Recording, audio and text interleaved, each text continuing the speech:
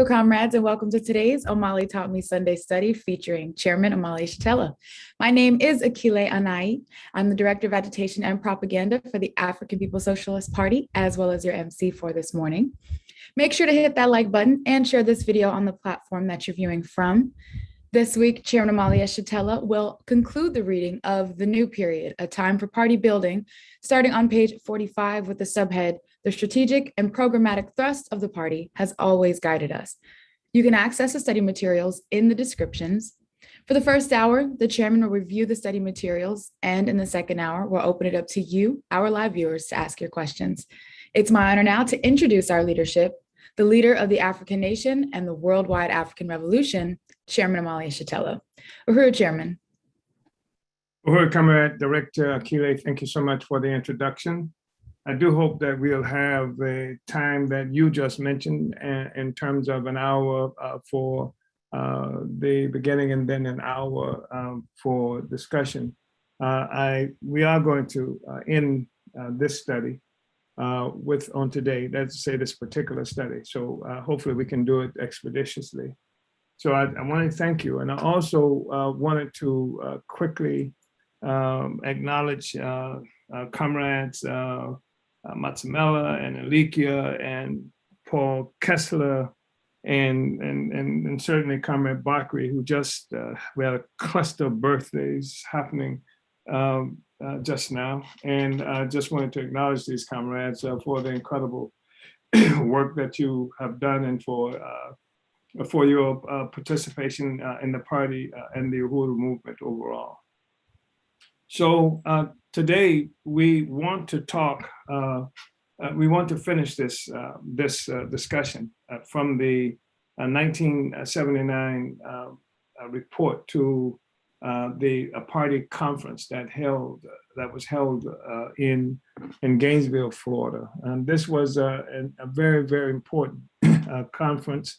The content that we are going over should be some indicator of how important it is. And I think that part of what people will have seen during this process is how the very same struggles that were happening in the world then, many of them continue to unfold today. That is, it's been a really interesting kind of situation. The party and this political report represents a kind of record of a crisis of imperialism that's been going on for something 40 some odd years. That's recorded here. Of course, it's older than that.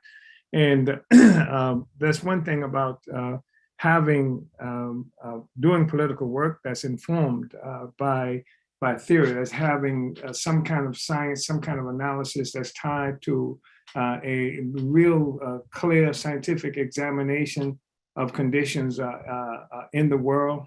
The ability to make a scientific assessment and build off of that.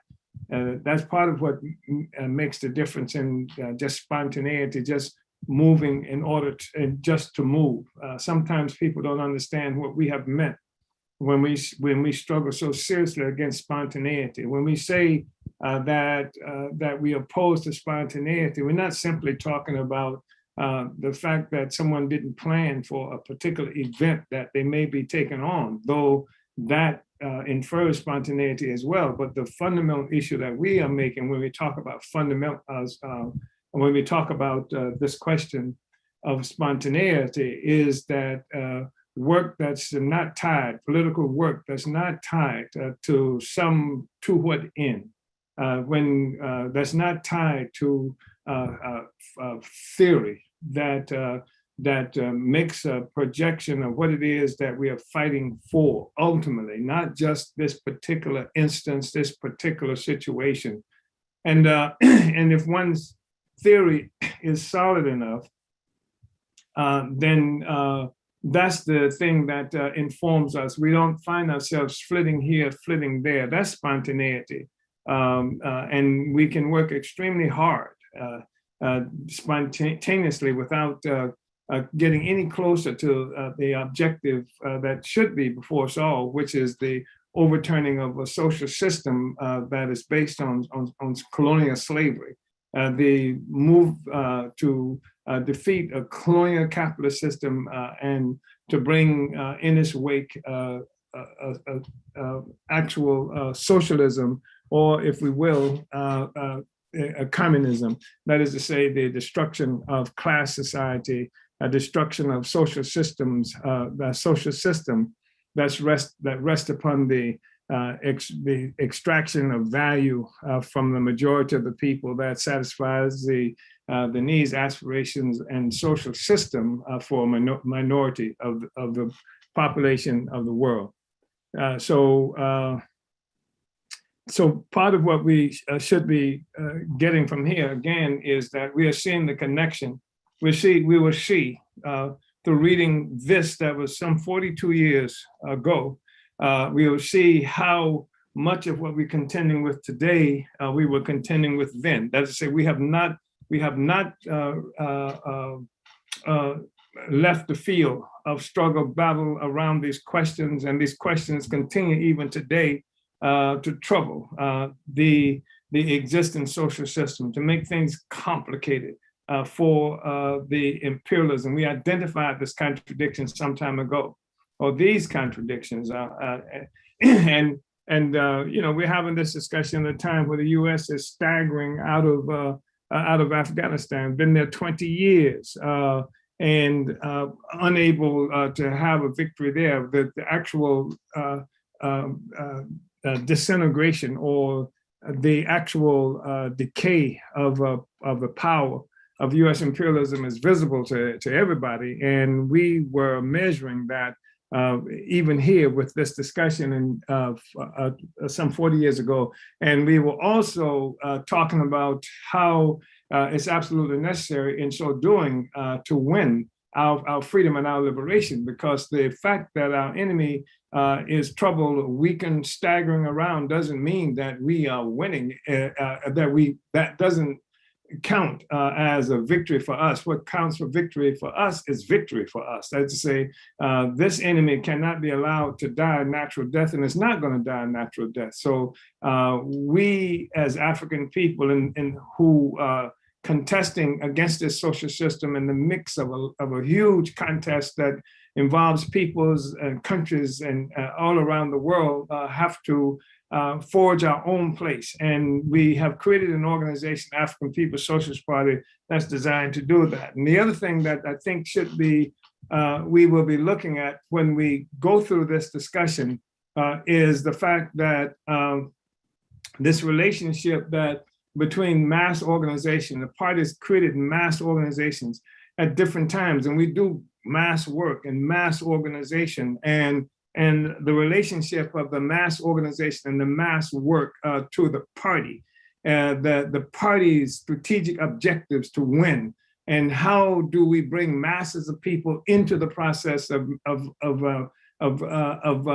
fighting and winning this extraordinary victory for our liberation, because we know that there can be no victory without mass participation, which is not to say that we might not be able to overturn U.S. imperialism without mass participation, but the victory of the people will not be there. There are such things as coups and other kinds of transformations of political power, et cetera. But the thing that will guarantee the outcome that we need, that we predict, that the people must have, is the participation of the people, and that's the responsibility of the party. The party has to organize and bring the people into active combat against this social system. And that's one of the things that distinguishes the party from some other organizations that may be out there. So we will be looking at the relationships of mass organizations. We see how mass organizations must and should serve as reserve forces for the revolution, that we consciously create these reserve forces for the revolution, because everybody's not going to be in the party. Everybody is not in the party. And we don't want everybody in the party. For everybody will not qualify to be in the party in terms of the kinds of commitment and dedication that's necessary to actually be in the party. even though sometimes, as we've learned, that people would think they are ready to come into the party, will come into the party, learn certain things about the kinds of work that's necessary, the discipline that's necessary to be in the party, and then they find themselves having to leave. So despite the fact that everybody cannot and will not be in the party, that this revolution requires mass participation of sorts. And so the party has a responsibility to create this reserve force at the ready to make this revolution. And so that's part of what it is that we'll be discussing. If not directly, certainly it will be inferred. So we're looking now again at page 45. The strategic and programmatic thrust of the party has always guided us. And that's an important statement right there. That's always guided us. The strategic and the programmatic thrust of the party has always guided us, no matter what may occur that we may get involved in at the moment. And we are prepared all the time to get involved in around critical issues, but the strategic and programmatic thrust of our party guides that activity that may happen just now. That's why we weren't taken off of task when Obama was elected, and that threw disarray into many of the existing political forces that were out there, call themselves revolutionaries, call themselves nationalists, call themselves communists, and what have you. But because they did not have an analysis, did not have a theory, did not have a really to what end to which they were anchored, then Obama's selection, I should say, is what set the terms for everything that many of them did, how they experienced this reality. Some were extraordinarily demoralized but the majority of them were euphoric and treated this election of Obama as something that, selection of Obama as something that fell out of the sky, that had no relationship to an objective that of the revolution to taking power, and not simply being absorbed by the power of the empire, of the colonial capitalist system, but taking power of our own, recognizing that this power could not coexist with the power of the colonial capitalist system or colonial capitalist America. It could not coexist, and that we had to have our own power. And so anyway, our strategic objectives, although tied to our party building work, are more definitively associated with achieving certain long-term objectives that challenge objective conditions in a way that makes our party building work easier. The strategic objectives transform the general political landscape within the US so as to make it conform to post-party building requirements for the practical tasks of the revolution. I believe our programmatic thrust should consist of the following. One, highest on our agenda of immediate programs should be the all-out development of the African National Prison Organization as an anti-colonialist activist mass organization with strong chapters built in every city and state within the US where there are African people living. And I think it's really important. When I'm reading this now, I'm talking about something 40 years ago about mass organizations, relationship to the party, but you must hear this now as it relates to today, because what we're seeing, this relationship between mass organization and the party, then it continues to be the case. And this is something that the one reason it's important for us to have this discussion is so that party members, organizations are able to work with mass organizations. In this instance, we were talking about ANPO, the African National Prison Organization. But we have other mass organizations the party does. And this should inform our work as the party relating to these mass organizations. And while this discussion that we were having revolved around the party's work in the United States in 1979, actually, we have party work happening in the United States, in Africa, in Europe, in the Caribbean, and these lessons should contribute to our understanding of doing party work in all these places. So we say, There are several reasons for this drive. Talking about now building ANPO. The reasons include the much talked about strategic importance of ANPO as a popular tool for winning our people to anti-colonialist politics. The importance of ANPO as a formation where leadership can be learned by the masses. The need for an activist organization within which the fighting capacity of the masses can be heightened, and the need to develop reserve forces for the revolution. This is important. And we'll be talking in our next study, struggle we were having some time ago with the All African People's Revolutionary Party as it existed then, called Smash Slander. There's a study, a pamphlet that we'll be looking at, and build principle unity.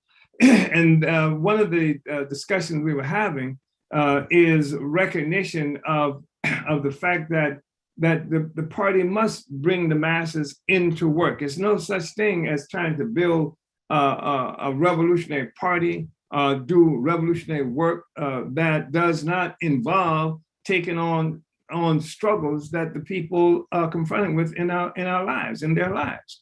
It is in this process that the people heighten their fighting capacity, that people learn more effectively how to fight against the social system by the practice they get in doing this in these mass organizations. So this is really important for us to understand, and important for us to bring out here and to emphasize here.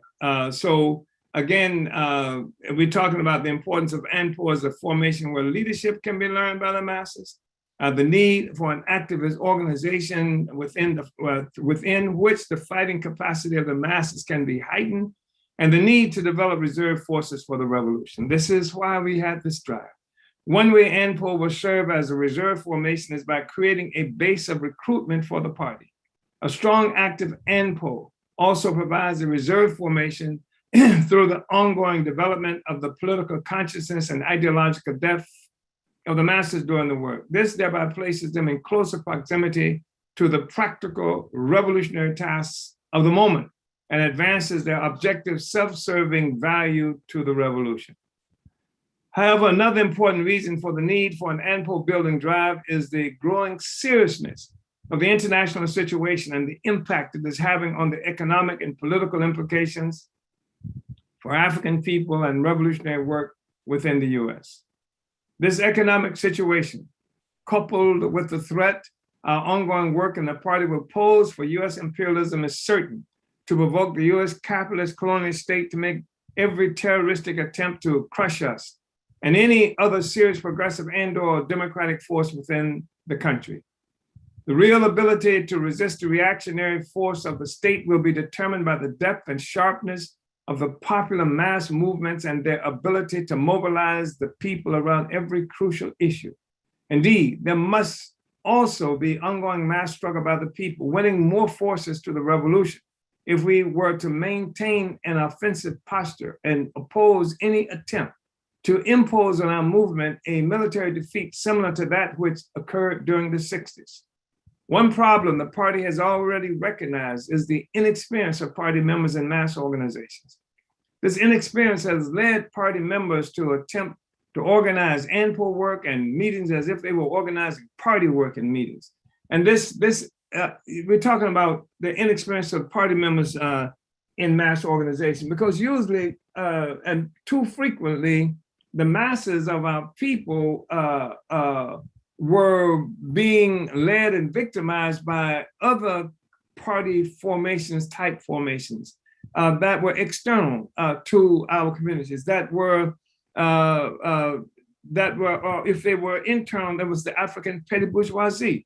Perhaps it was the NAACP, perhaps it was the Southern Christian Leadership Conference and organizations like that inside the United States. Perhaps it was the African National Congress in South Africa, various other kinds of petty bourgeois iterations of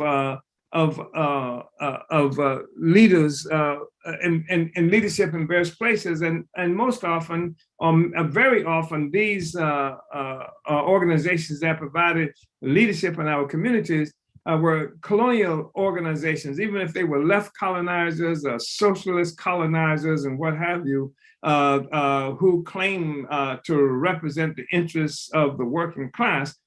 They did so at the expense of the interests of the colonized African masses, and we saw a lot of that in the United States. So we didn't have much experience leading mass organizations.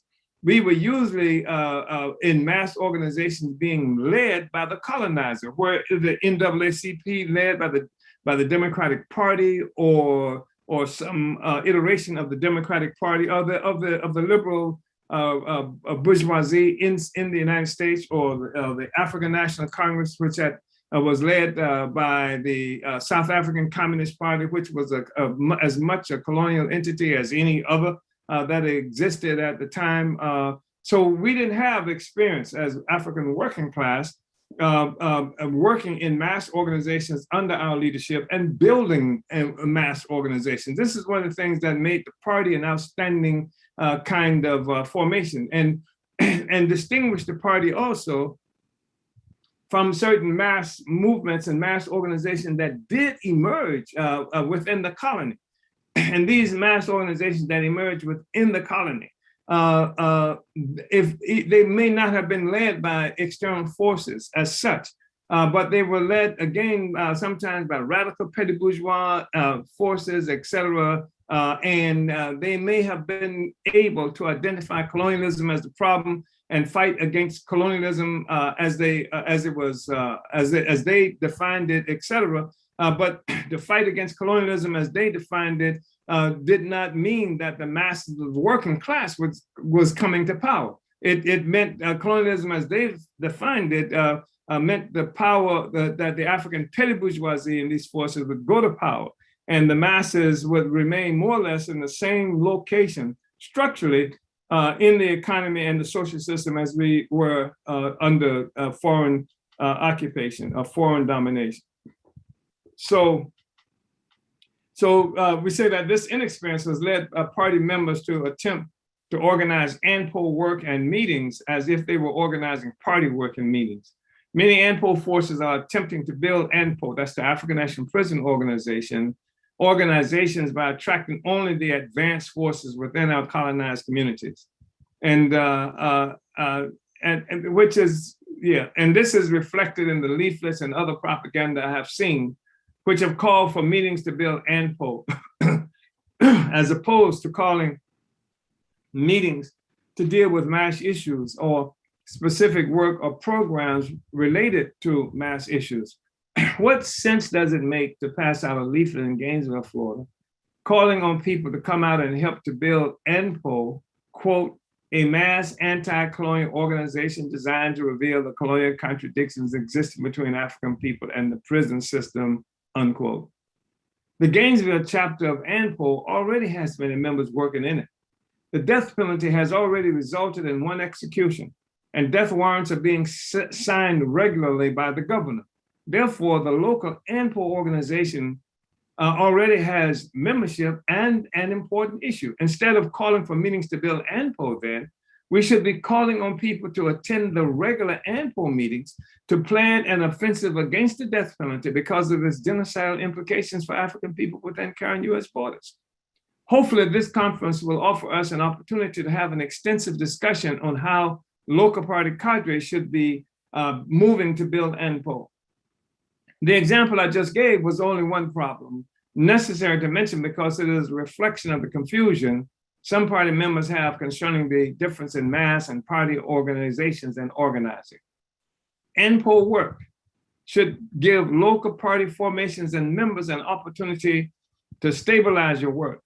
It gives the work a definite perimeter within which goals and objectives can be successfully set. We have to remember that the work to build ANPO is not an end unto itself, but is consciously designed to give flesh to the movement and to build the party.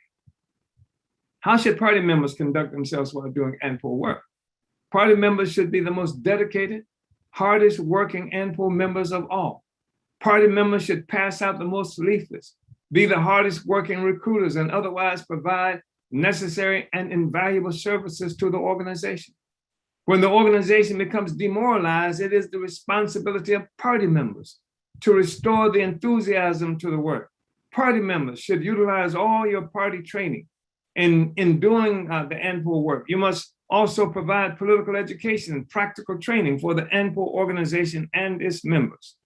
In a word, party members must be the glue to keep the organization together, as well as the flesh and muscle pushing it forward, especially during this early critical stage of ANPO's development.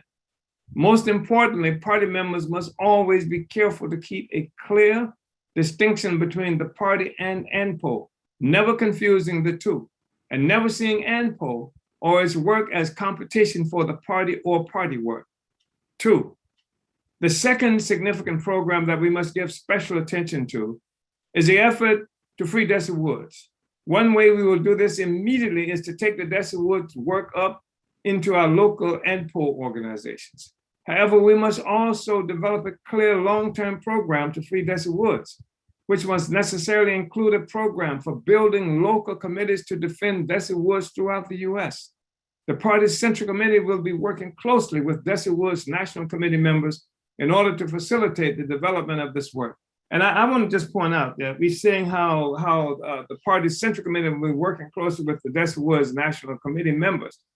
Should remember that the National Committee to Defend Desi Woods was built by the African People's Socialist Party. It too was a party organization led by members of the African People's Socialist Party that pulled into its orbit lots of mass forces from throughout the United States and the world. However, all party members are fully aware that the party adopted the case of Desi Woods 5 years ago and has consistently advocated that party members and units include Desi Woods work into their local work programs. There is already an abundance of Desi Woods petitions, brochures, and other materials, which are available to all party members for Desi Woods work. If you do not have the necessary materials, they can be easily obtained from the National Committee office. The party expects that party units and members will spend much of their non-ANPO related work doing Desi Woods work. Again, in addition to freeing Desi Woods, we are guided by our intent to give flesh to our movement and to build the party.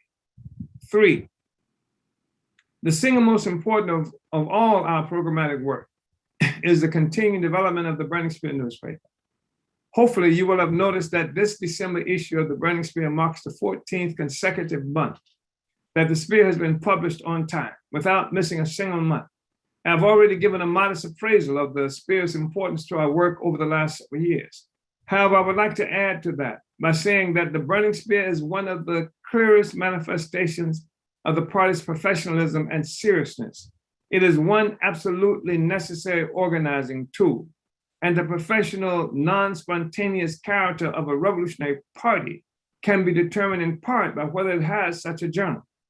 A political journal is necessary for several reasons, which include the need to sum up local struggles and national and international occurrences for party cadre, other progressive forces, and the general community within which our work takes place. The need to make incessant, ongoing theoretical, ideological, and political struggle against the enemies of our movement, the need to keep the strategic concerns before the revolutionary forces, and the need to identify the party's politics as a means of organizing and recruiting from among the masses. Party members must take the Burning Spear, must make the Burning Spear the most popular publication within the oppressed and progressive cities and communities where we do work.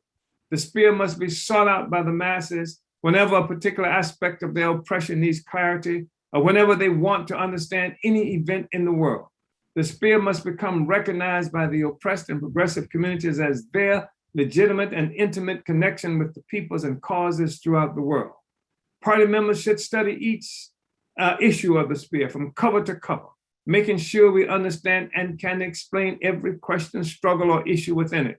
We should also set up party study groups to study the Spear, to which we may also invite people from the community or from the mass work. When possible, we should also set up discussion groups within the community which are designed to discuss the important issues within the covers of the Spear.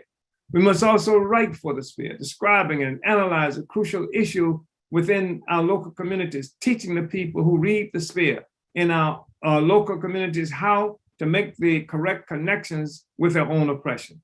Party members are also expected to make the greatest sacrifices in order to contribute to the development of the spear. We should sell the spear under all conditions and circumstances. We should also make a special effort and develop special drives to sell subscriptions to the spear and to make financial contributions to the spear on a regular basis. The general overall program to develop the spear will be characterized by drives in 3 areas. A, the drive to make the spear a weekly publication by the end of 1980. B, the drive to make the spear the obvious revolutionary publication of the people by making a conscious and planned effort to have the spear sold and to get subscriptions in every state and city within the US. C, the drive to achieve technological self-reliance of the spear by the end of 1980. It is my recommendation that the spear move its office from Louisville, Kentucky to San Francisco, California, in order to facilitate its development along the lines I have just laid out. The necessary resources for developing the spear are plentiful in San Francisco area, and our capability of meeting the deadlines I have just outlined for the spear's development can be most certainly guaranteed in the San Francisco area.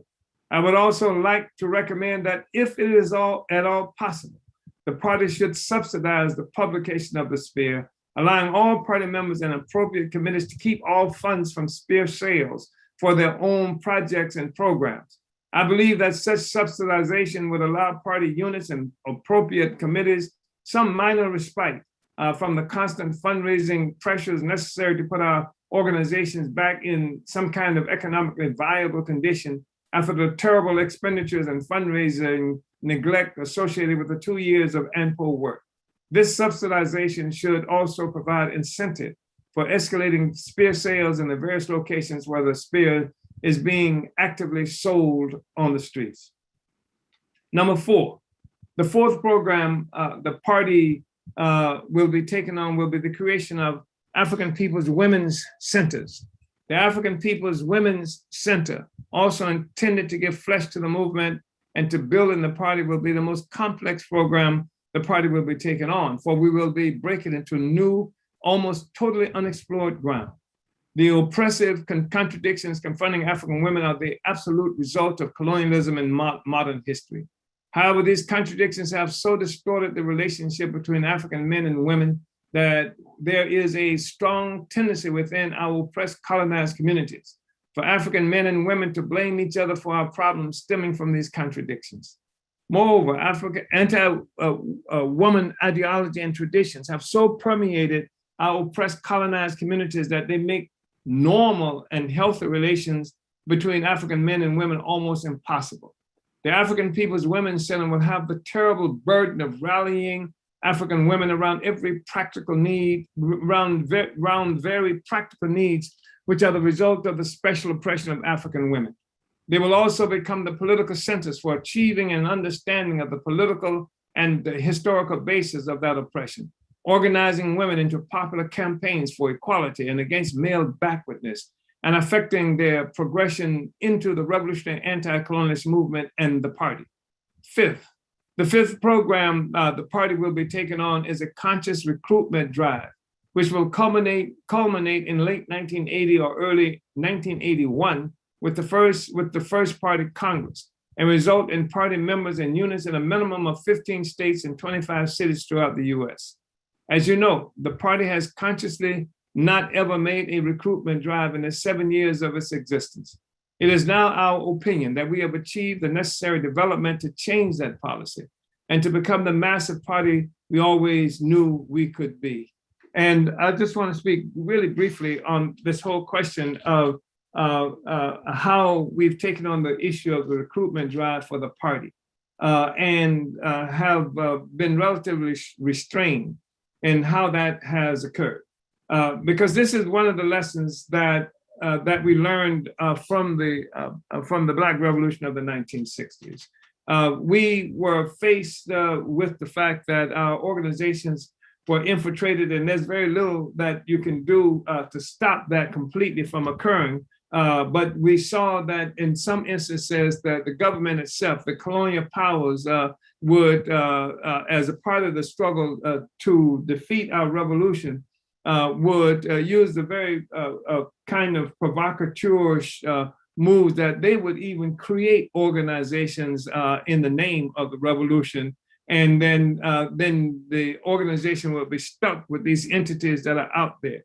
You've seen the rapid growth in the 1960s of the Black Panther Party, due obviously in part to the contradictions as they were exposing themselves and the need that African people had felt to respond to them, and to the effectiveness of the Black Panther Party in terms of going into places to organize, as I say, in the deepest recesses of a colony to organize African people. All of those played in roles in this rapid growth and development. But the government created organizations, and the government was able, and the rapidity with which these forces grew. You can look up one day and there's somebody who's got a storefront and a sign up in front of it saying that they are a member of the Black Panther Party organization, and the headquarters was learning of the emergence of these entities that just popped up all over the place and had very little or no control and could not guarantee any kind of ideological or organizational coherence, and was many instances found itself trying to catch up with this kind of development. We were determined not to do that, and not to and as much as often as opportunities to do such present themselves to us, we really exercise an element of discipline, not absolutely so, that prevented us from moving in such a way so that we can build the organization that would actually overturn the social system. So we say now, it is now our opinion that we have achieved, this is in 1979, that we have achieved the necessary development to change that policy and to become the massive party we always knew we could be. There will be more definite discussions about plans for the first party Congress at the next party conference. However, I can say this much about it now. For one thing, we see the Congress as another step in our intentions to lead the revolutionary struggle in this country. We also see the Congress as another step in our struggle against spontaneity, both inside and outside the party. Building the party and leading the revolution is the highest expression of our fierce determination to shove spontaneity into the grave. The Congress will also be the occasion where we elect leadership of all party chapters, regions, etc. We will also scrap our present draft constitution and present a living party constitution and program which you will develop and adopt with the necessary changes and modifications. Therefore, we will enhance the party's democracy, attack petty bureaucracy, and deepen the enthusiasm for the work throughout our ranks. The buildup for the first party Congress will be somewhat similar to the buildup for the ANPO founding conference. We will make contacts throughout the US, especially those with those forces working under the party's influence in one of the party-led committees. These forces and others who we will place in special working categories will become candidates for the first party Congress. And depending on the special status conferred on them by a special party committee, will be able to have full voting participation in the process of the Congress. In the meantime, another systematic recruitment drive will be occurring between now and the first party Congress. This drive will be multifaceted, with one aspect related to ongoing special campaigns and the other occurring naturally during the process of carrying out the work in every locality the party is located. There will be a workshop and further discussion at this conference, which should initiate this recruitment drive. And I just want to say, Comrade Director Akile, in our archives, there should be agendas and everything that were established for the workshops that's referenced in this document, because I think they are important, because they showed how in the conference we actually enhanced the ability to carry out the task that we're talking about. It wasn't just discussion that we were having, but we were having workshop that were function also in part to train, to elaborate on these issues and to train people how to carry out the work. The programmatic task and campaign related objectives I have just enumerated should help party members to understand the difference in this and the last period. It should offer some guide for the work you will be doing during this next period and the basis for that work.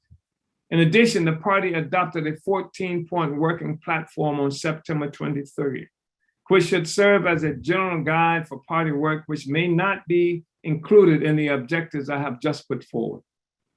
I would like to point out that the success of the party's work during this period will depend more than ever before on how you, our cadre, take up the responsibility for our success. The past period has consisted in work designed to prepare us all for the work we are confronted with during this period. This preparation also included work designed to develop our cadre. I have put forward my own estimation of the quality of our cadre. Now the cadre itself will prove or disprove that estimation. The responsibility for the success of the party's work is broader right now than it has ever been in our entire history. For the first time, cadre members will see the Central Committee playing a lesser role in the day-to-day functioning and guidance of local party work. Now we will put our theory of leadership building to the test, as you will assume the responsibility for leading the oppressed, colonized communities where you do political work. I should also point out, however, that this new period in the party's development will demand the strictest self-discipline that we have ever demanded. I truly suspect the party will be much less inclined to overlook errors flowing from negligence, laziness, punkism, and the various other self-indulgent, petty, colonialist, collaborationist activities. In other words, the party will demand good, principled leadership from all our cadre. Anything short of this will be met with swift, decisive, disciplinary moves by the party, I am sure. And I just want to say, comrades, that I think it's possible for some to hear this kind of statement with some concern, the emphasis that we place on discipline and self-discipline. If it sounds peculiar, it is only because the colonial capitalist system governs every aspect of our lives now. It should not be peculiar. Self-discipline has historically been really important to African culture, African society. And the community has always had, we were always accountable to the community. I remember recognizing when I was a younger person and would have an opportunity to be in something that's akin to a supermarket or a department store. And I would see a white child in the middle of the floor having a tantrum, screaming and what have you, and doing all kinds of things. And you could at that time never see an African child doing that. And it wasn't because African parents were brutal against our children. It was because that we come from societies where we were accountable, not just to ourselves, not just to our own emotions, not just to our own desires and aspirations, but we were accountable to the community. We couldn't just do anything that we wanted to do because that's the kind of connection that we had to each other. And of course, all of this stems from a certain kind of economy, collectivism, et cetera, that was common to African people. Criticism, self-criticism, and not blaming and avoiding blame as we have come to, as we have been trained to do under the circumstances that we live in today. These were common attributes of African society. And so we talking so much about discipline. And so some people may hear this as representing some kind of external pressure that's being put on somebody. But what we are saying that this is internal pressure. This is a recognition of our responsibility to each other, our responsibility to winning our freedom. This is the kind of society that we want to have, where we impose a certain discipline on ourselves in the interest of moving, of keeping our communities connected, and carrying out the interests of the whole people, as opposed to allowing some supposed interests that we have as individuals to become dominant. Because we could not have an interest as an individual that somehow would sacrifice the interests of the whole. That's the most ridiculous kind of colonial capitalist thought process that's possible to have. We must take the work and period very seriously. Our main task right now, the one you will be leaving here to accomplish, is to win our people to our side. We are involved in a great contest with the various forces which are working full time to have our people on their side. Your responsibility, the responsibility of the party cadre, is to win the most people to our side and into the party. Your work will be characterized by your attempts to do just that. Party units and cadre must become the most resourceful organizations and persons within our oppressed colonized communities. Party cadre, units, and committees should be the most sought out persons and institutions by the people for every prevalent issue and question. When the people want an opinion on the local electoral campaign, they should seek out the party. When the people have problems with the landlord or the local merchant, they should seek out the party to help solve the problem. And of course, those of you in the party who are actually engaged in working in our communities are already experiencing that.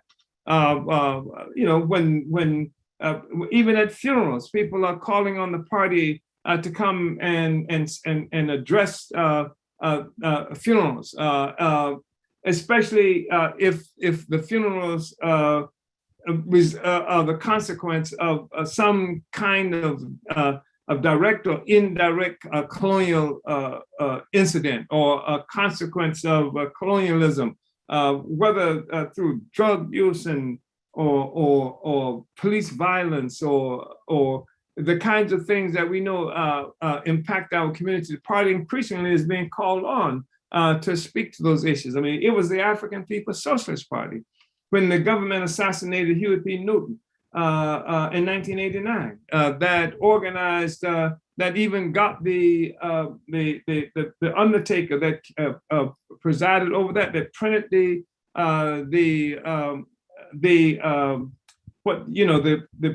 funeral program that put forth the color guard for Huey's funeral, that had the people's funeral outside where the official funeral was happening. The party assumed that kind of responsibility, and this is what the party does. This is what we understand in terms of being really integrated into our community, and the discipline that we talk about teaches discipline, and it reintroduces a certain kind of community discipline that's much needed. We have organized at different times criticism and self-criticism, even sometimes when people didn't know that the party had committed certain kinds of offenses that we find abhorrent within the party. We have created organized public criticism and self-criticism instances where people could come out and could hear the criticism the party was making of a party member on different occasions, and the person could engage in self-criticism. The thing is that we want to move toward in this way, and this helps the people to learn how to deal with contradictions the way we've dealt with them historically, that we are one people engaged in a particular struggle, and the people must be reintroduced into the necessary involvement of dealing with our own contradictions. And that is where we talk about discipline, because we come from disciplined communities, and not communities where you do your own thing, where you just go for yourself, and where we are offended when we talk about things like discipline and self-discipline. So party members and institutions must be the most respected persons and institutions within the community. We must throw off any remaining revolutionary stereotypes of the 60s, which prevent the people from having an enduring confident estimation of our politics and our presence. We must throw off any perception of ourselves that the people may have, which presupposes that we are merely a passing fad, a flighty group of people who may have good intentions and ideas, but who have no meaningful roots in the community where we do political work. I'm going to say this quickly because the fact of the matter is the party has institutionalized the revolution, has institutionalized our presence. We learned a long time ago that the African petty bourgeoisie is an institutionalized presence that has the support of the colonial powers. And that institutionalized presence you can find in lodges, in the political parties, in the churches and things like that. But here, the party has to have the revolution has to have an institutionalized presence too. That's one of the reasons why we have more than 50 institutions that we have created in the African People's Socialist Party. Surely we are engaged in creating dual and contending power, but this institutionalized presence is what helps the people to understand that we are a stable entity, that we are not just some fly-by-night thing, that we are here to overturn one system and we are creating another system within which the people can fit, can exist, can live. So any prevailing idea that the people may have, which presupposes that the only thing we do is hold demonstrations that we are good people to get in touch with if they want to protest something, while the NAACP, which won't protest, is a legitimate group deserving of respect, must be smashed. It must be smashed by the way we do work in our local communities. The people should not be able to perceive us as hippies or peculiar human beings by anything we do. We are a revolutionary party, but we must define what that means. We must define what revolutionary socialist morality and behavior are by the obvious displays of our morality and behavior. Any notion that a revolutionary is some dirty, odd bum that drifts through the community, stirring up trouble and leaving must be dispelled by our practice, by our carriage, by our relation to the people as true servants of their interests. This will be necessary to accomplish our programmatic objectives in building the party. But while our programmatic objectives are primarily tied to party building goals, our strategic objectives, while obviously related to party building goals, are primarily tied to political goals. The goals which will promote an escalation of the development of the objective conditions which are conducive to the creation of the era when the most pressing tasks facing us are those tied to the imminence of the revolution. Let's take a look at some of our strategic objectives for this period. They include one, the creation of the African Socialist International, the preliminary aspects of which should be accomplished by mid-1981. The creation of the African Socialist International is the key element of the party's strategy to encircle US imperialism diplomatically. But the need of the African Socialist International is greater than this for the African liberation struggle here in the US. Indeed, the African Socialist International is fundamental to our theory of African internationalism. That is, the united struggle of African people everywhere to liberate and unify Africa under socialism as our main thrust in the struggle for world communism. Comrades, the struggles of African people throughout the world are beset with many problems as we are directly colonized in some places and victims of neo-colonialism in other places.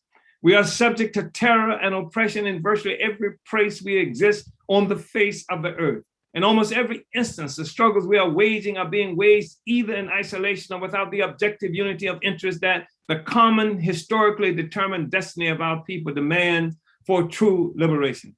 In some places where we are struggling, we are doing so with the assistance of material aid, which has come at the expense of the heart and essence of our ideological independence, the independence which is absolutely necessary if African people are to know real freedom. In other places throughout the world, we are confronted with imperialist created formations, which are masquerading as liberation or revolutionary forces, and are able to do so in the absence of an African Socialist International, which would be a worldwide formation, which would give legitimacy to our movement wherever it was represented in the world, and would act as a general staff for the international struggle for African liberation. Hopefully, once the African Socialist International is established, it could initiate the creation of a new communist international made up of all the colonized peoples of the world. An international which could take up on a global scale the task which the African Socialist International will take up as it relates to our struggle for the liberation and unification of Africa under socialism. The efforts to build the African Socialist International was begun in part with a tour of Europe by Demetria Black Earth, but will be begun in earnest sometime in mid-1980 when we send party representatives to Europe, Africa, and the Caribbean islands. 2, the escalated development of the institutions which constitute a fundamental aspect of our strategy to build dual or contending or competing state power and to transform every oppressed, colonized community within current US borders into fighting Soviets for political independence, African liberation, and socialism.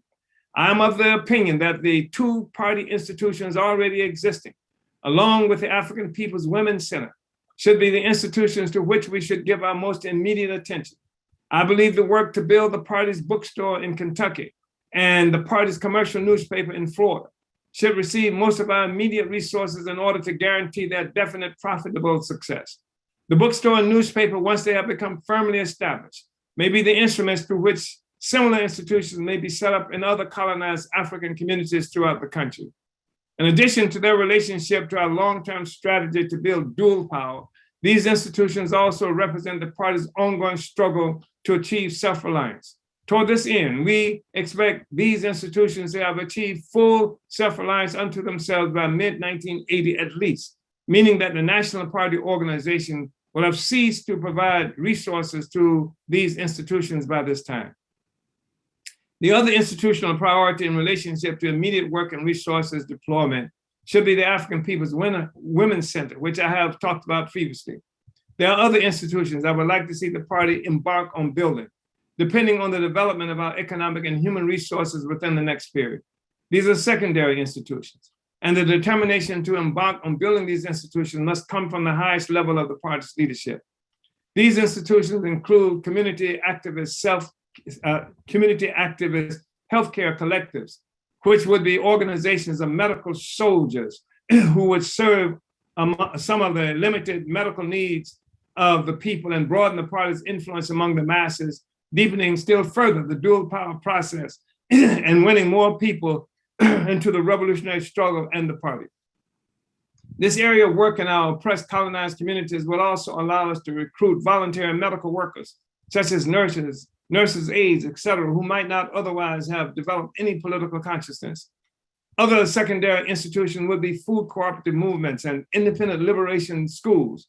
When we say these are secondary institutions, we mean the party is not presently prepared to deploy the economic and human resources toward their realization. However, this fact should not prevent local party units and cadre with party permission to take on these and other dual power type institutions should the resources be available in a particular community and such work not take away resources from planned party institutions and work. Nor under the same conditions should party units and cadre be prevented from helping to organize enthusiastic community groups and persons into food cooperatives, etc. However, the most pressing long-term institution we will be embarking on in a planned programmatic fashion is the creation of a publishing house. Various of the institutions which have either been planned for by the party or APSC or which already exist should make it possible to easily combine and develop them in a manner which in a well laid out plan will result in the creation of a party publishing house. Our schedule for this should allow the publishing house to come into existence by the end of 1981.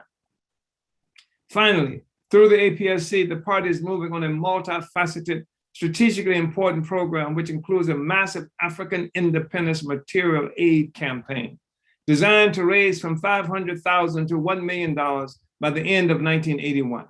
The material aid campaign will go hand in hand with another APSC program to organize the African People's Solidarity Day by the spring of 1981. In their own words, here's how the APSC leadership has described African People's Solidarity Day, and I'm quoting now. APSD will represent, that is African People's Solidarity Day, will represent a new level of solidarity movement, and it will correspond in some ways with the building of the African Socialist International. APSD is not just a day, but an era which will culminate in massive outreach and fundraising campaigns in all the committees. Through APSD, we will build a solidarity movement that can get the press for the burning spear, build material support for the bookstores and clinics and current APSP-led work and institutions. In the process, we can also develop concrete North American solidarity institutions.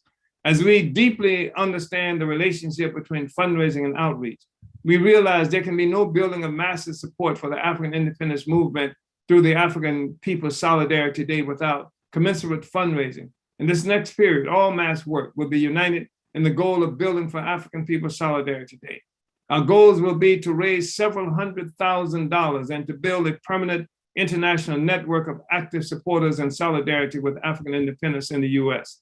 So African People's Solidarity Day is not just a day, although the day itself must be grand and spectacular.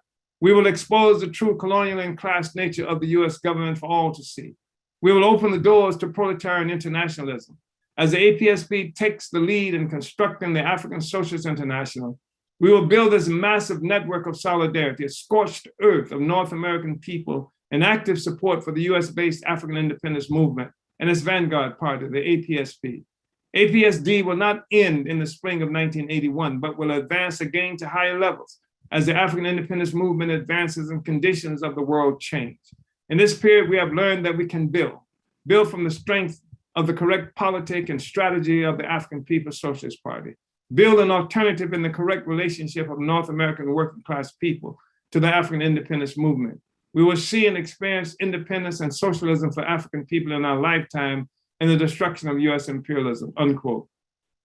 Surely party members can imagine the impact that the African People's Solidarity Day can have on politics in this country and throughout the world. Imagine, sisters and brothers, just a short time ago, when the party was born, there was virtually no support for our movement and our party. Now, today, we are a viable movement and a leading party, and within a few short months with the party's work being complemented by the African Independence Material Aid Campaign and the African People's Solidarity Day, we will have an internationally recognized viable movement with the active support of all the forces identified by the party's tactics and strategy for liberation within current US borders. Moreover, the APSC work, which will result in this rapid growth and development as it does outreach throughout the entire US and Europe, will also provide an actual offensive against the North American workers, among the North American workers and people against their ruling class enemy, which is also our class enemy and national oppressor. This will complicate the ability of the US ruling class, state, and government to launch a concerted attack on our movement and party with impunity and with the absolute solidarity of the North American people. In order to build the African Independence Material Aid Campaign and the African People's Solidarity Day, APSC will have to make contacts and build committees throughout the US and Europe. This motion will also make it absolutely necessary for the APSC to do fierce ideological struggle with the ideological imperialists and the imperialists proper, wherever they are found throughout the US and Europe. This will help to change the entire political landscape throughout the US and internationally. Moreover, this motion by APSC should be able to result in the creation of the African People's Solidarity Party under the ideological and political leadership of the APSP. This motion is setting the stage for the ability to organize massive North American and European protest demonstrations in support of our struggle for political independence, African liberation, and socialism, in opposition to any US assault on our movement and its glorious leading party. Comrades, clearly, this is a new period for the party and our movement. We have arrived at this place in a very well-organized and strategic fashion. We have arrived at this place in the world by deliberately building a variety of complex programs and campaigns, which accurately anticipated the development of people's struggles and the reactionary response by imperialism to those struggles. Sisters and brothers, comrades, we have ended one period in our development and are staring another period in the face. It too will be an exciting period. It is clear that the party has initiated the most ambitious and revolutionary complete program for African liberation since the Garvey movement. This program is in your hands. Should you dare to take on the task in the fashion that has come to exemplify the party in the last period, we will win gloriously. Dare to struggle, dare to win as we move to build independence in our lifetime. So, Comrade Director Uhuru. Uhuru, Chairman, Uhuru. Well, I just want to really, really appreciate this document. I'm very thankful that we're able to read it and study it today in this new period that we're in. And it's just been a very exciting series to go over this with you, for you to deepen our understanding around the different questions, the different struggles that were, made during this time, and again, to help to contextualize the work that we're doing today. So just really, really appreciate you. And I know others are appreciating this study as well. There are questions that we do want to get to. But first, just want to remind people to go ahead and subscribe to the Burning Spirit TV on YouTube for more revolutionary political education such as this. And before we go into announcements, just want to let you know that we are taking questions and taking your questions. So go ahead and type those into the chat, and we'll take a moment to look at these announcements while you get those ready. All right, so this study is being brought to you by the Department of Agitation and Propaganda, where we're winning the war of ideas. For your worldwide revolutionary news and analysis, you can visit theburningspear.com and order and distribute the Burning Spear newspaper and become a subscriber today. Get a 1-year subscription, 12 issues delivered straight to your door for $25, or the new digital subscription. Get a combo of both for 20% off and gift the subscription to comrades and family members. You can do all of this at theburningspear.com/subscribe. Since its founding in 1968, and the chairman has talked about the Spear today, the Burning Spear newspaper has covered struggles to free African people from U.S. colonial prisons, including historic campaigns led by the African People's Socialist Party. The Spear regularly prints letters and articles by our brothers and sisters held captive and mails copies of the paper free of charge to over 600 prisoners each month through the Mafundi Lake Sponsor Prisoner Subscription Program. Contribute to the Burning Spear newspaper's Black August fundraising goal, at least $10,000 by August 31st, to fund the prisoner subscription program as it grows to reach more and more of our people behind prison walls. Go to theburningspear.com/donate, make a one-time donation, or become a monthly sustainer. Next. There are special thank you gifts for donating to the Burning Spear's Black August fundraising campaign. Become a $5 a month Spear sustainer or donate $50 one time. Get the African People's Socialist Party African Nation flag enamel pin.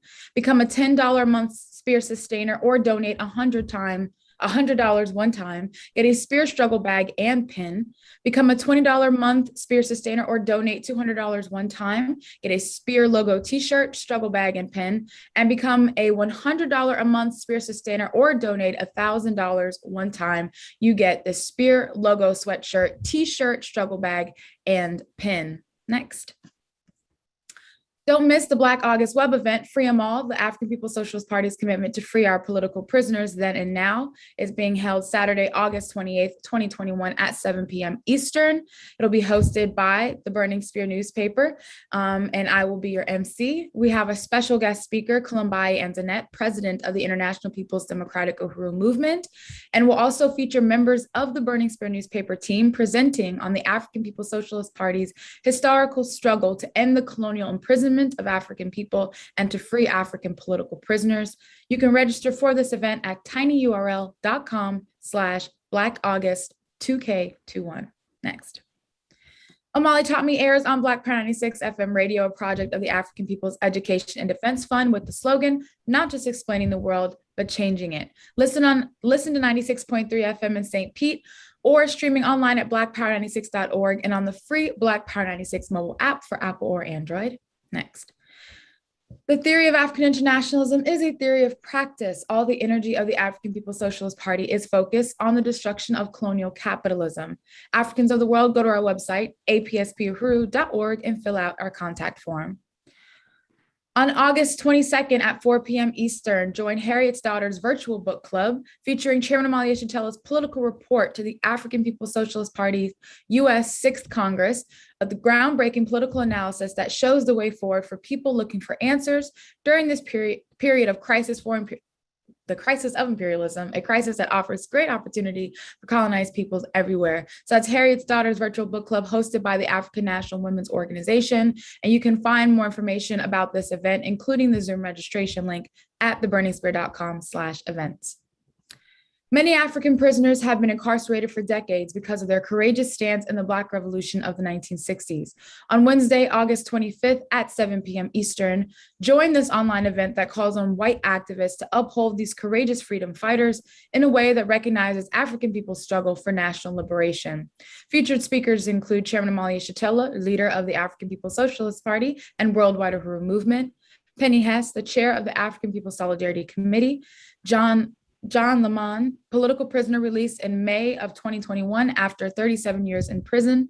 This event is hosted by the African People's Solidarity Committee, APSC, the organization of white people working under the leadership of the African People's Socialist Party to build white solidarity with Black power and unity through reparations. You can register for this event at tinyurl.com/politicalprisoners2021. Order your copy of Chairman Omali Yeshitela's latest book, Vanguard, The Advanced Attachment of the African Revolution and an Uneasy Equilibrium, and more works by the chairman and leaders of our movement at burningspearmarketplace.com.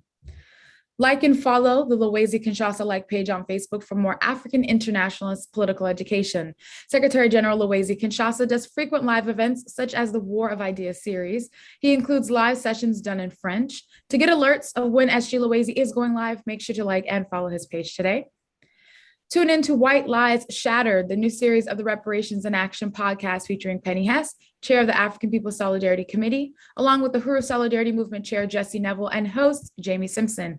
Check out the podcast on uhurusolidarity.podbean.com or wherever you listen to podcasts for a series that challenges and exposes the distortion of history by the colonial ruling class and reveals the truth about the past, present, and future from the eyes of the African working class. Uhuru Furniture and Collectibles in Oakland is hiring a full-time truck driver.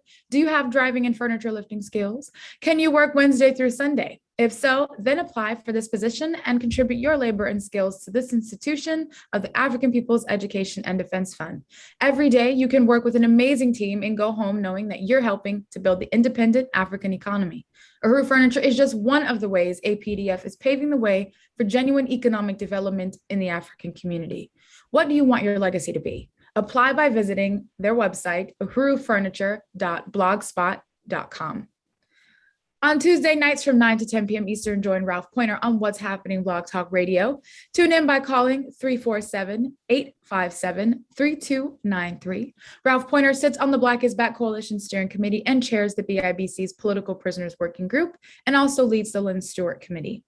We're also calling on people to follow the All African People's Development and Empowerment Project on Facebook or visit developmentforafrica.org for important information and helpful tips in regards to the colonial virus, COVID-19, especially now that we see this, peak and with this Delta variant out, you definitely want to be following the All African People's Development and Empowerment Project. APDEP recently launched an international telehealth program, a free resource for African people to get our COVID-19 related questions and concerns answered by licensed doctors and nurses through Project Black Ankh. You can make your free virtual appointment with one of their professional health providers by going to developmentforafrica.org/telehealth. And to keep up with our movement events, you can visit the burningspear.com's events page and subscribe to our mailing list. And make sure you like and subscribe to the Burning Spear TV on YouTube to catch every episode of the Omali Taught Me Sunday Study and donate to PayPal at paypal.me/Omali Taught Me. And if you go to the next slide, you'll be able to see that, I think.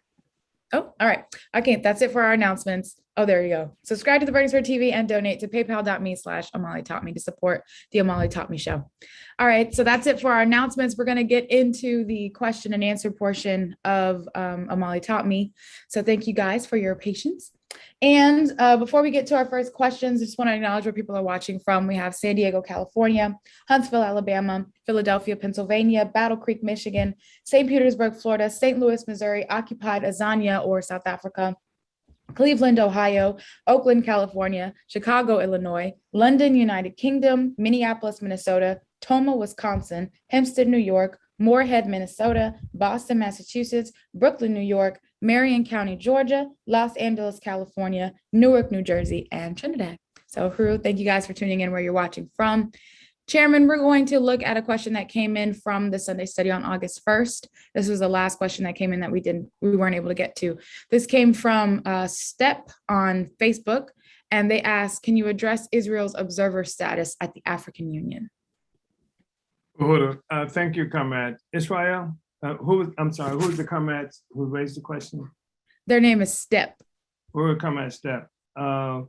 Yeah, Comrade Step, you probably know that the Organization of African Unity, which is the AU with an O, more or less, was something that was pulled together in 1963.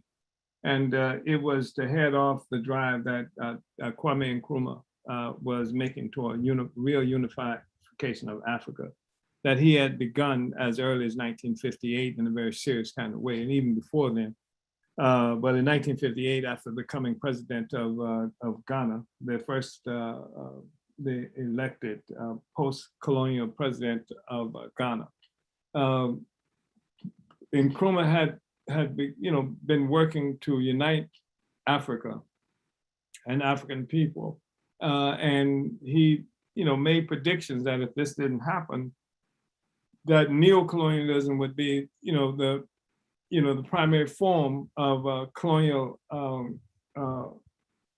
domination of Africa and African people. And so to head that off, this move toward what came to be the African, the Organization of African Unity, meeting in Addis Ababa, Ethiopia, where many of the African heads of state that existed at that time had been bought off, and everything was done to keep Africa from uniting.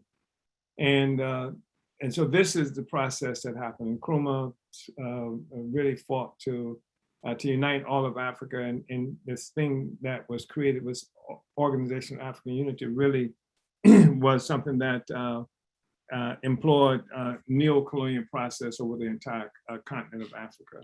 And so I think the first time we saw Israel having some kind of observer status was subsequent to that.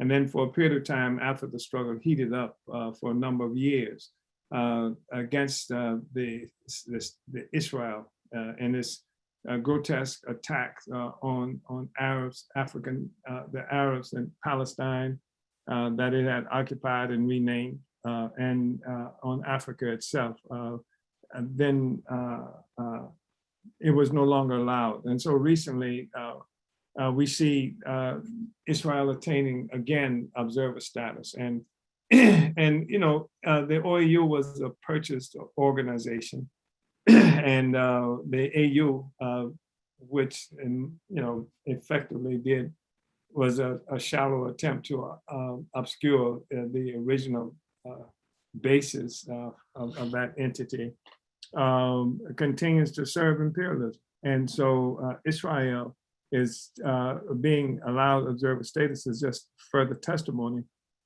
to the opportunist and neo-colonial character of the AU, and at a time where Israel is its terroristic fangs are being bared for more and more of the world to see, the attacks against the Palestinian Arabs growing, intensifying, and it being in desperate need to try and obscure what it really is, even winning some kind of relationship with other states. The AU has just embraced this terroristic entity, and it's more than anything, it's just a statement of the decadence of that formation that was created in 1963,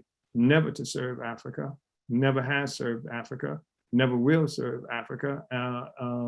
And in fact, it's going to be the African Socialist International that ultimately ends up being the genuine representation of African people, because it speaks to the interests under the leadership of the African working class. So yeah, Israel, so the African Union is in bed with Israel, but why the hell not? It's in bed with the United States, it's in bed with all the other imperial powers in the world that actually funds it, that keeps most of the African states afloat.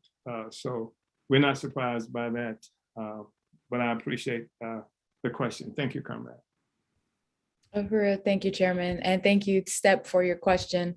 And now we're going to take it to this week's questions. The first one comes from Comrade Tafari in Occupied Azania, and he asks, Uhuru Chairman, I am glad to hear that the party has always recognized the special oppression of African women.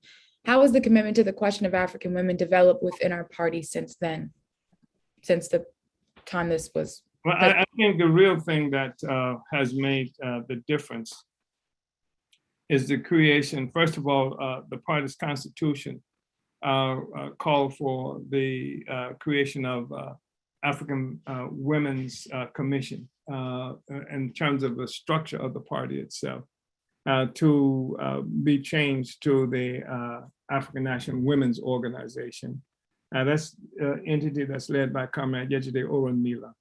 And the African National Women's Organization is really intervening in important ways in terms of taking the struggle of African women out of the hands of petty bourgeois forces who would have African women seeing our struggle as simply auxiliaries to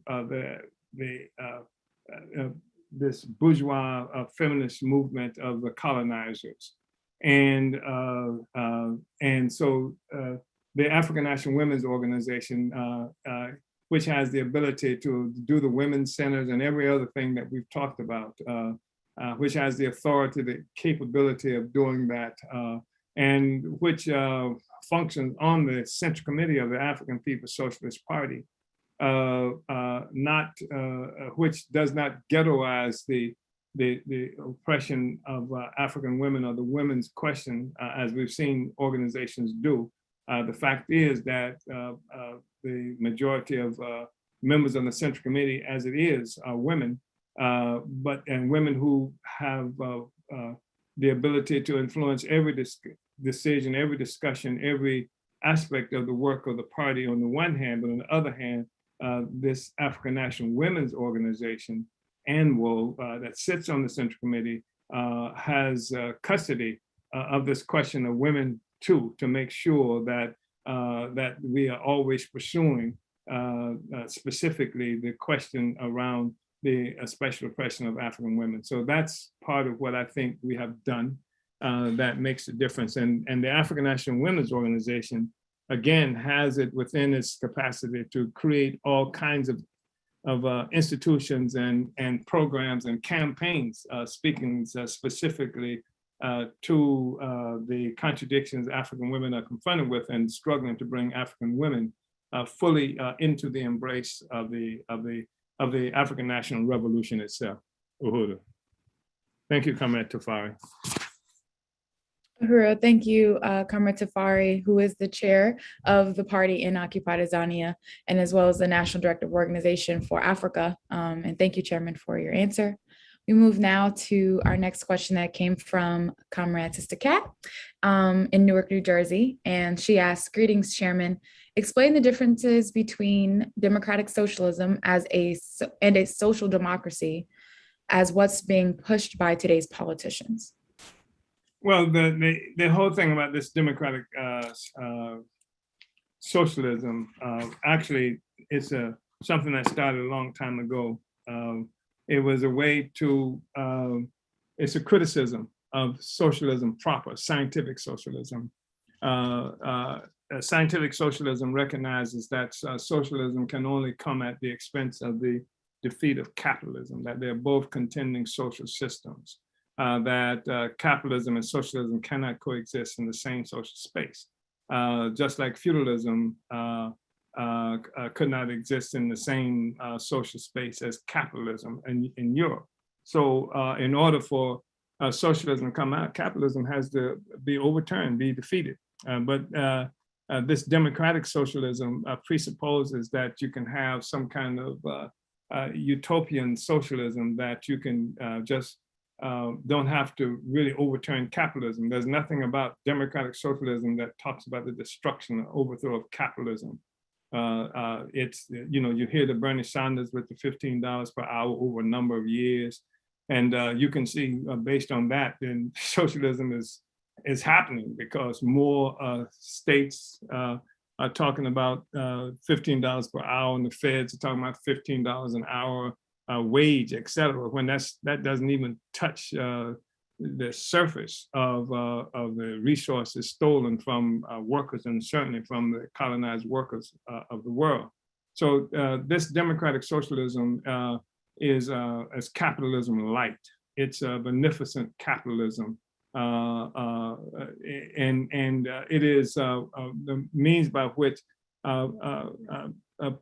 capitalist forces, opportunists have tried to hijack the socialist revolution by getting in front of the question. And since the masses of people increasingly have gone to hate capitalism, then they call themselves, they create this democratic socialism, which is nothing but capitalism disguised, and using the term socialism because that's the only viable alternative to capitalism. But socialism proper, scientific socialism, presupposes that the working class comes to power, that the working class becomes the new ruling class. And you don't have a class coming to power without overturning the existing ruling class. And then real scientific socialism recognizes that all of the capitalist system rests upon a foundation of colonialism. And so to get to socialism, then colonialism has to be wiped out. And then to make that happen, every genuine socialist would have on the agenda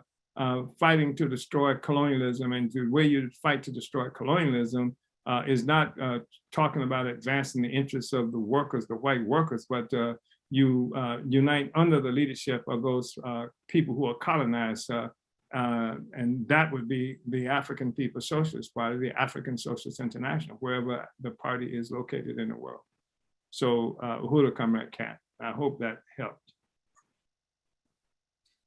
Uhuru, Chairman, and thank you, Comrade Cat, for your question, and indicate, whether or not, you understood the answer by the chairman. Or united with the answer. Or unite with the answer, yes. Uhuru, thank you, Chairman. So our next question comes from Comrade Matsimela in San Diego, California. He asks, I've been waiting for you to read this section, Chairman. Can you expand on this point? Any prevailing, and this is quoted directly from the New Period, any prevailing idea that the people may have, which presupposes that the only thing we do is hold demonstrations, that we are good people to get in touch with if they want to protest something, while the NAACP, which won't protest, is a legitimate group deserving of respect, must be smashed. It must be smashed by the way we do work in our local communities. The people should not be able to perceive us as hippies or peculiar human beings by anything we do. He asked you to expand on this point. Yeah, thank you, Comrade Matsimela. I mean, that's a real issue because one of the things that gives validity to the system of our oppression is the fact that it is systematized. It's there. People can see it and experience it. And then what has happened is that there are those entities that have been supported, and if not supported, certainly allowed to exist and institutionalize their presence. There are the Black churches. There are these things that hold up, that do not contest or contend with the actual social system itself. And they institutionalize throughout our communities. And they are the parties, and the Democratic Party being the most, distinguished of them, but there are others too, even some new party formations that at least they seem to confer an element of legitimacy, and they are there as institutions. And so what we have been doing often is we done all the protesting and all the demonstrations, et cetera. And sometimes when we were doing this, we would try to rely on the institutions of the neo-colonialists, of the African petty bourgeoisie, with the church going to help us with this, or some other institutions. And this is not saying that we should not work whenever possible and necessary with other social forces, but it is saying that the revolution has to be institutionalized itself. And this is the thing that helps the people to understand its permanence, that it's not just something, a fly-by-night kind of thing. We institutionalize it. And because the people, the people, it gives a concrete expression to something. It's not just some whimsical idea, a fanciful notion that we have about being free, but we're actually implementing it and institutionalizing our presence in various ways. And so wherever it's possible, then the party has moved toward institutionalizing the presence of the revolution, institutionalizing the revolution, so that people can have these concrete material relationships to it. I mean, that's one of the things that right now we talk about a lot, and the thing that the state, the colonial capitalist system fights us furiously right now in St. Louis, because we have this really profound institutionalized presence in the form of the Black Power Blueprint, the One Africa, One Nation marketplace. I mean, of course, we have the marketplace in Philadelphia with more than sometimes up to 100 or more vendors there on a regular basis. We institutionalize our presence, furniture stores and things like that. So this is what helps to give us, in the eyes of the people can see that we are a permanent fixture. And we're not just talking to the people when it's time for a protest, we're engaging with the mass of the people all the time, having some kind of ongoing institutionalized relationship to the people, because our objective is to have power, we're preparing now to govern, and we're creating the institutions that contribute to replacing the institutions of the oppressor. So this is what we mean, Carmen Masamela, and that's been really important to us because we've gone through the entire thing of the 1960s, where people really loved us because we had these great demonstrations, and after the things were over and the demonstrations were passed and the excitement subsides, et cetera, the people are left more or less in the same place, but the institutions that continue to prevail, who may have lost some of their significance in the minds of the people during the height of struggle, like the NAACP, like Jesse Jackson and his crew, like SCLC. At certain times, they clearly lost out in our communities as influential forces to what the revolutionary process. But at the end of the day, these entities still exist, and our institutionalized revolutionary presence was no longer there. And this is what made Garvey such a powerful force. It wasn't just because he said Africa for Africans, but he actually created the mechanisms, the vehicles, the institutions that represented that in the real world, that people were able to come to, have a relationship with, not just for a protest. This might be the place where people come to have, their birthday parties or their weddings and things like that. We have to institutionalize. That's what the party has done, institutionalize the revolution. And I think the people see that, experience that as a serious presence. And I think it gives us greater validity among the masses of the people. So that's what we were talking about, Carmen Masamela. Uhuru. Uhuru, thank you, Chairman, and thank you to Matsmela for your question. And our next question comes from Comrade Sayero, and he says, Chairman Omali Yeshitela, what is it that keeps you going? And can you give any tips on how one can sustain emboldened continuance even through depression at times and not become overwhelmed? And I think that's just through the process of, leading the revolution for the last 50 years. Well, I do think that's an important question, because we've gone through a period where we've seen people who engaged in the movement, et cetera, and then after a short period of time, and sometimes a moderate period of time, they've quit because they were quote unquote burned out or something to that effect. And I think we have been talking about that. I think the whole recognition of what is the work that you do tethered to. We have a philosophy. African internationalism is our worldview.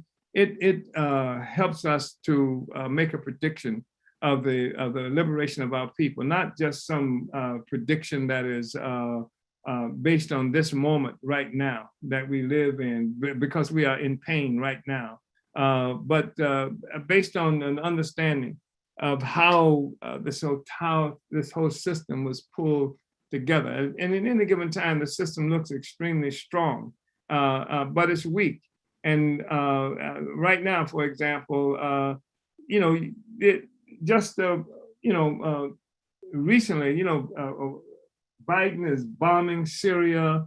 The U.S. is assassinating leaders, with missile strikes in Iran, and just horrendous acts of aggression, which, supposedly represents this great power and strength. But in fact, what we're doing is looking at something that's in a state of severe desperation, and it is not strong. And we know that what has given it its strength is its capacity to rule over and extract the resources from oppressed peoples around the world, and labor power from oppressed people around the world. And as we see, and part of what we see right now in terms of this display of what would be characterized as strength is in fact desperation, because and it reveals and exposes weaknesses. And right now, they're talking about the U.S. Embassy in Kabul in Afghanistan being moved to the airport because they have to make a hasty exit out of there. And this is after, and this is really important, we're talking about being burnt out. This is after 20 years, because the people there were determined to have their country and to govern themselves. I'm not even talking about whether or not you like the politic or anything like that. But what I'm saying is that the imperialists cannot win. If we have the will to fight and to resist, and if we have a philosophy, we have a theory that shows us the end game, so that we are not just, we can't be overwhelmed by the moment. If we understand the nature of the system, what it is that holds it together, we can see when the system is coming apart, that we can actually contribute to things that helps to break it up. And that's what keeps me there. And that's just in terms of staying in the movement. And that's not to say it's easy, because, all of us go through various kinds of contradictions in our lives. We live under colonial domination. And so our communities, our lives are contradiction ridden. I mean, they're there all the time. And so we learn how to do things as well as we can under these circumstances. I mean, that's what gets me up at 4 o'clock in the morning to get to the gym or get to a workout that I have, here at the house at least 4 times a week, or gets me to walk, jog at least twice a week when it's possible. That also helps with things like, challenges, depression and things like that, to do that kind of thing. That's a responsibility we have to be able to be fit to make the revolution. That's not even, as some people may see it, like as a self-centered kind of thing, hitting the gym. I hit the gym because I want to be able to carry out this mission and of revolution, and to be able to do it as effectively as possible. I'm looking at something now. We're reading something now in this study that was written something like 42 years ago, and I'm still on that path right now. And I have nothing, obviously, like the physical capacity that I had 42 years ago when this was written, but I have the will, and I do have certain physical capacity to carry it out because of the things I do in terms of the theory, the line, the politics, the science that helps me to see this state of this social system. And I know it's even worse than what it appears to be. The state of this system is worse than what we are talking about. We've talked about up to now. And then I do the kinds of things that makes it possible for me to be engaged in the struggle with some element of competence, some physical capacity, some mental capacity. So I don't know if that's helpful at all, comrade, but that's part of what it is. That's part of what my response to that question. That's what my response to that question would be. Uhuru. Uhuru, Chairman, and thank you to Comrade Sayero. Sayero, you may know him as Dennis Knowles, Chairman, but Sayero. So Uhuru, thank you, Sayero, for your question. And I just really appreciate your answer, Chairman, because, I know a lot of people are probably confronted with this question. And I think you even answered it way in the beginning of this when we started reading it, because you were talking about the new period and like this, it's how some of the comrades were experiencing the new period at that moment, a certain level of demoralization at the adolescence aspect of, just trying to find our way to navigate through this and, through African internationalism, studying the theory and being able to provide the strategy, the trajectory for our struggle in this new period, help to bring about the confidence and, needed to really be able to see the way forward, to see the future that we're talking about. So I just appreciate that. I think that it's important to, because I don't want to, feed any illusions, because some people, they've seen photos of comrades, marching into Managua at the success of the revolution. Have they seen photos of Fidel and Che and other forces coming into Havana, having conquered, and similarly, rolling into Saigon with the defeat of the U.S. in Vietnam, and that's just a part of it. But I'm talking now to people who, many of whom are actual cadre, who lead the revolution, who take us to the place where we can get to conquest. And it's not easy. And we go through so much. I mean, we talked about political prisoners. Comrades spent 37 years in prison. That's going to be involved in a webinar done within the next few days by African People Solidarity Committee, the Turn Them All Loose webinar that I think perhaps NPDUM is doing within the next several days as well. We have people locked up 50 years. And as Comrade Jan, who is going to be a part of the webinar that APSC is doing, he said in a recent webinar that was hosted by the Black is Back Coalition, when you go to prison, you don't stop being a revolutionary because you go to prison. It just sets the terms for how you're going to do revolutionary work at this point. And to do that is not easy. And some people have not been able to do that. Some people, especially when you look at the struggle of African people, and this is something that we have not understood very well, that the defeat of the African Revolution in this country and most of the world is different from the crushing a workers' strike at some great plant, no matter how strategic it may be or may appear to be for the economy in the United States, something like that. You crush a workers' strike. That's one thing, but to crush an anti-colonial movement, that's an assault on the whole people, everybody. It wasn't just political prisoners. I mean, we talk about political prisoners, but they got to be political prisoners because the government made a war against the whole people, and those who became political prisoners were those who were out front, and they had to be identified and eliminated.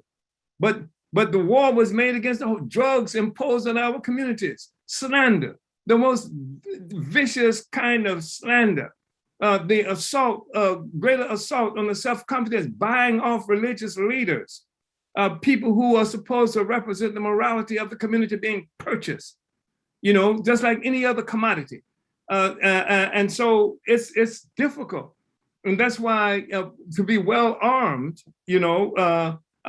philosophically, to really have revolutionary theory that takes us beyond the moment. That's the only way we can win. And that's what gives our revolution some kind of stability. If you look at almost the African People's Socialist Party, you find the history of the African Revolution for more than the last 50 years right there concentrated in the party. When you look at revolutionary theory, when you look at reports from revolutionary parties in Vietnam and China and stuff like that, they go back for scores of years and years and what have you. But the African Revolution, generally speaking, organizations were only allowed to exist 3 or 4 years. Not enough time to get experience, not enough time to achieve maturity, and not enough time to represent a continuum from one era to the other era. It was almost every instance starting anew, where the African Revolution doesn't have to start anew. From the period of great revolutionary struggles of masses of people around the world and among African people, the African People's Socialist Party finds itself as the custody, as custodian of that entire process, that entire revolutionary process, that revolutionary history from that point to where we are now. So it's not like you're starting anew. You're not starting anew. When you come into the party, African People's Socialist Party, your part of your history is that party of the 1960s and subsequent. This is part of your history. You didn't have to be there. You may have come in only last week, but the part of the history of this party becomes your history. And this is what helps to give us confidence and give every member of the party it should confidence and help us to recognize what it is that we represent. The gravity of our role and our presence is something that should be informed by this reality and this fact that the party represents a part of a continuum. So I know there are a lot of people, or some people, who were alive in the 1960s and doing something today that might be called revolutionary, but we have a history, a continuum history in a particular organization that has fought for Africa, for the liberation of Africa for more than 50 years. For 50 years, we've been here. And we are represented in all the places. We are represented in Congo. We are represented all over Africa. We are represented throughout Europe and in the Caribbean and in the United States. This is a common history that's consolidated in a single party. And this is profound. And this is one of the things that more and more, this is why we're doing this study right now today, so that people in the party and people who are watching this recognizes that there's more to being involved in the movement than the last cop killing. There's more to it than that. There's more to it than the fact that you just got quote unquote woke. There's more to it, and that the party has laid a foundation and created a path that can be joined by African workers, revolutionaries, and masses of people around the world. So, Uhuru Comrade Director. Uhuru, Chairman, thank you. And we are like near the end. So I did want to see if we could take one more question. We do have more than one, but I want to see if we can take this one last question. I have one from Comrade Jamal, and he asked, Uhuru, Chairman, how should our mass work be shaped by the deepening crisis of evictions of people during the ongoing colonial virus pandemic? Well, it's possible. I mean, here's what I think is really important to understand. That the party must develop a capacity wherever we're located, in whatever community, wherever we are. Now, building a party is just really a critical kind of thing.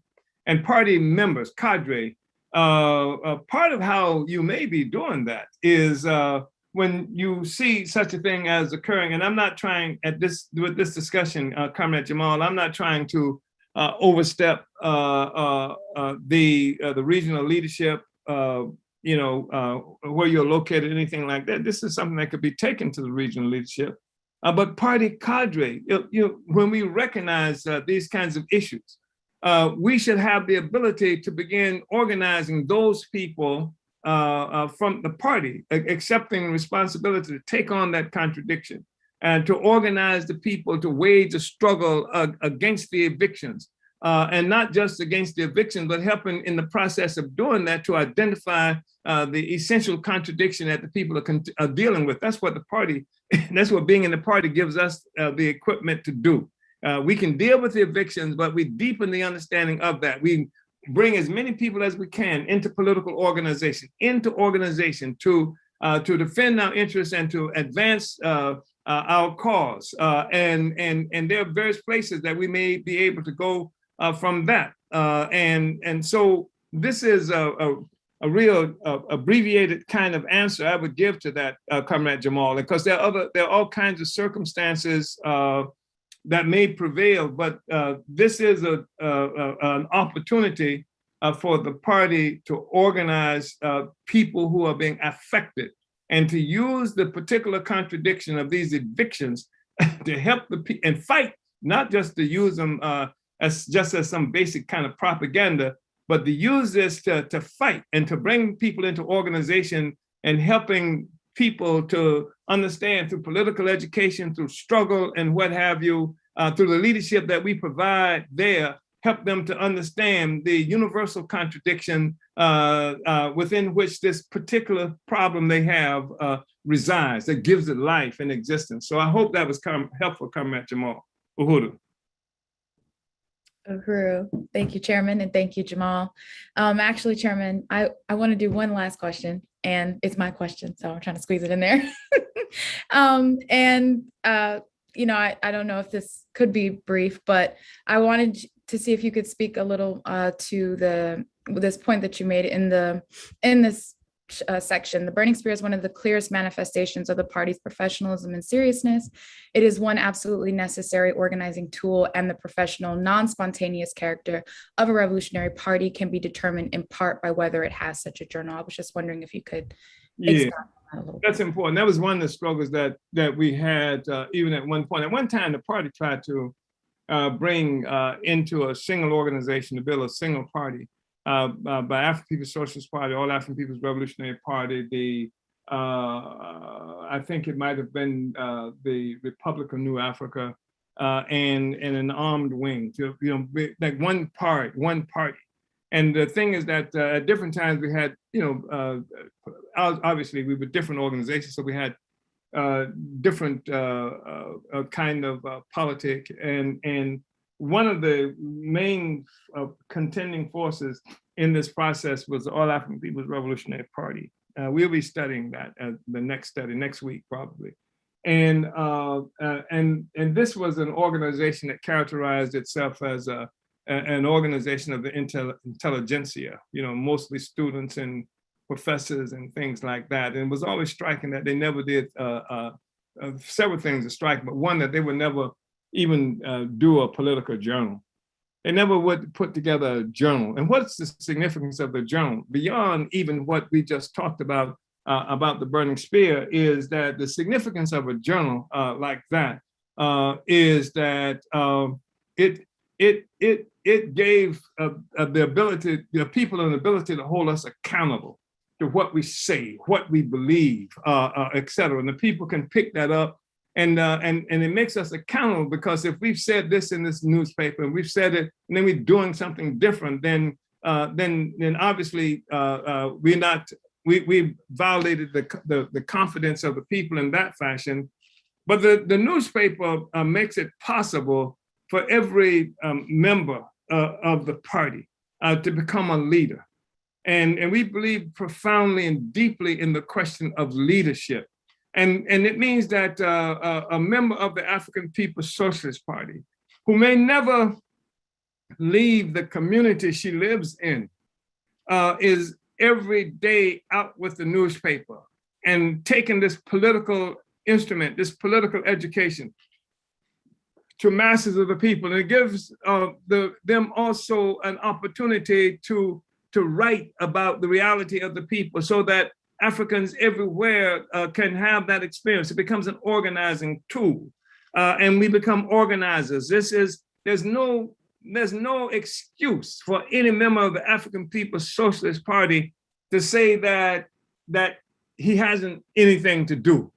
There's something to do every day, moving that newspaper. That concretizes our experience and unites the people, Africans all around the world, in this single organization with this single worldview, et cetera. And it's profoundly important, and that's the thing that also contributes to fighting against just spontaneously going here and there. Wherever spontaneity occurs, we'll be there, but we'll be there to take the science of the revolution through the Burning Spear newspaper. We'll help to explain with our newspaper what it is that they are engaged in, what the struggle is all about.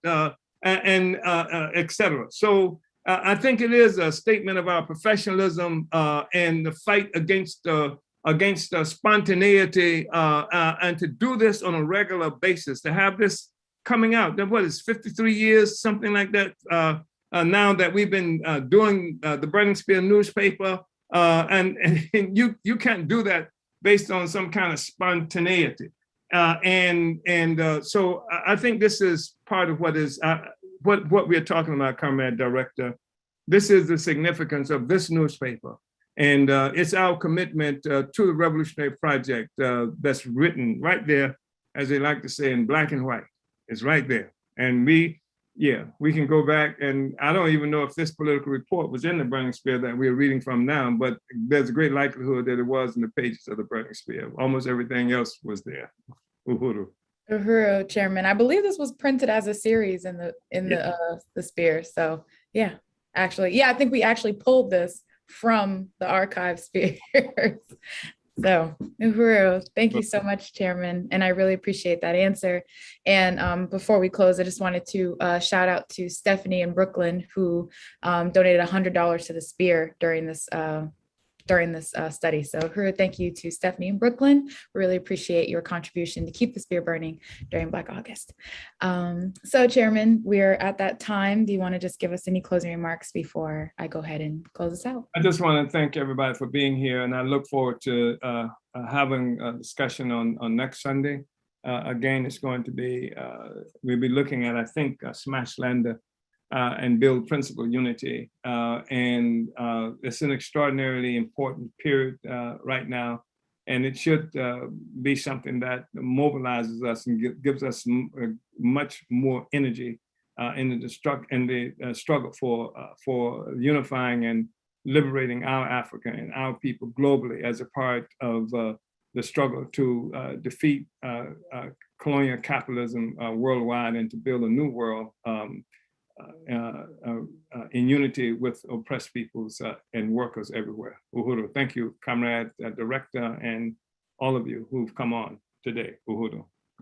Uhuru, Chairman. Again, I just want to express my appreciation to you for your leadership, over more than the last 50 years of rebuilding the African Revolution, and just really appreciate that we've been able to go through this study. It has been like a 6-part series going through the new period, and we're very excited to take a look at Smash, Slander, Build, Principled Unity next Sunday. So make sure you guys are back on the Burning Spear TV YouTube channel or the Chairman Omali Yeshitela Facebook page to catch next week's Sunday study. Just want to again thank everybody for tuning in. Make sure you like and subscribe to the Burning Spear TV on YouTube to catch every episode of the Omali Taught Me Sunday Study, and continue to support the Omali Taught Me show by donating at paypal.me/Omali.